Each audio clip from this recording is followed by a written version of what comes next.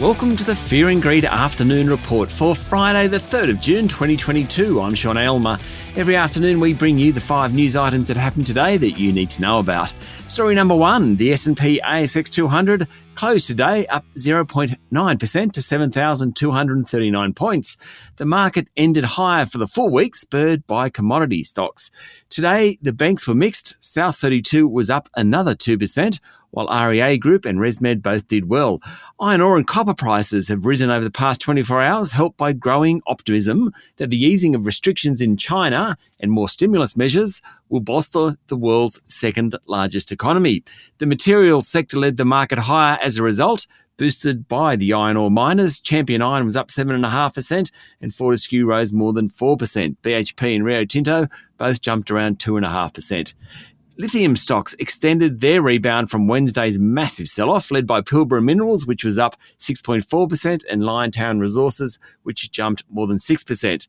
Gold Digger Gold Road Resources was the best on the day, up nearly 8%. Helios was the worst, down more than 8% after flagging a difficult second half of its financial year. Domino's Pizza was also down 3.5%. And the new Tabcorp, which no longer has the lotteries business, was also sold off after a couple of investment advisors downgraded their outlook for the company, saying it would struggle to compete with nimbler online-only gaming groups. Story number 2. There's been plenty of chat about what the new Labor government will ask the Fair Work Commission to do when it rules on minimum wages. Fair Work is independent and the government's submission is just one of many, but it's a pretty important one. Today, Employment Minister Tony Burke said the submission contains a recommendation that real wages of Australia's low-paid workers do not go backwards. At face value, that means a rise of at least 5.1% because that's the inflation rate. He said if the Labor government's submission is adopted, the gender pay gap would also be reduced. When asked whether the economy could afford it, Mr Burke said Australians can't afford to go backwards. Story number 3. The Australian Energy Market Operator said strong gas flows from Queensland and reduced demand have bolstered supplies in the southeastern states. It means there's sufficient electricity supply to meet forecast demand in the national electricity market.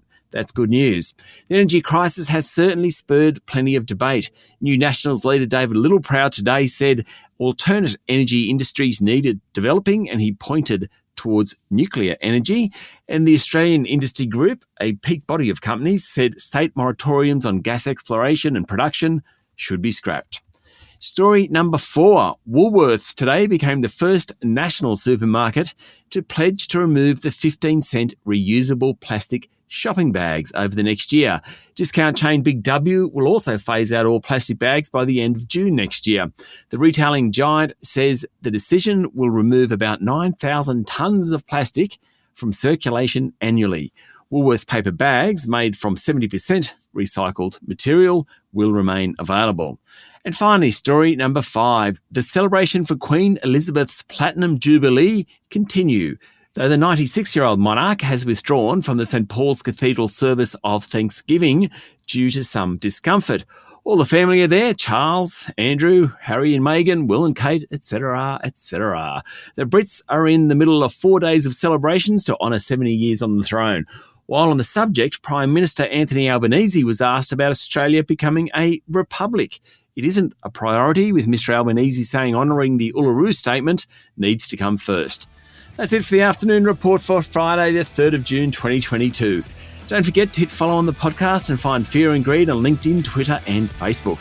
Join Michael Thompson and I tomorrow morning for the Weekend Fast 5 by Fear and Greed. I'm Sean Aylmer. Enjoy your evening.